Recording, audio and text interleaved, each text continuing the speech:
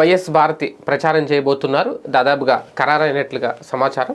అయితే కేవలం పులివెందుల నియోజకవర్గంలో మాత్రమే భారతి జగన్మోహన్ రెడ్డి గారి తరపున ప్రచారం చేయడంతో పాటు వైఎస్ వివేకానంద రెడ్డి గారి హత్య కేసుకు సంబంధించిన అంశం మీద ఆమె మాట్లాడతారా లేదా అనే దాని మీద ఇప్పుడు చాలా ఆసక్తికరంగా మారింది. అయితే ఒకవైపు షర్మిల, సునీత ఇద్దరూ కూడా కడప ఎంపీ స్థానానికి సంబంధించి చేస్తున్న ప్రచారంలో భాగంగా ప్రధానంగా ఇదే అంశాన్ని ప్రస్తావిస్తూ రావడం, అలాగే పులివెందుల్లోనే ఈ ఘటన జరిగింది కాబట్టి ఖచ్చితంగా భారతి కనుక ప్రచారం చేస్తే ఈ అంశం మీద ఒక సవాల్ అయితే అవుతుంది.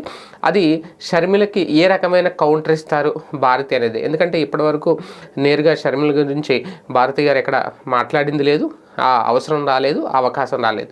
కానీ ఇప్పుడు ప్రచార నిమిత్తంలో భాగంగా ఆమె ఓన్లీ సంక్షేమ పథకాల గురించో లేదంటే గడిచిన 5 ఏళ్ళు ఎలా పరిపాలించారు, మళ్ళీ ఎలా పరిపాలించబోతున్నారు, దీని గురించే మాట్లాడతారా లేదంటే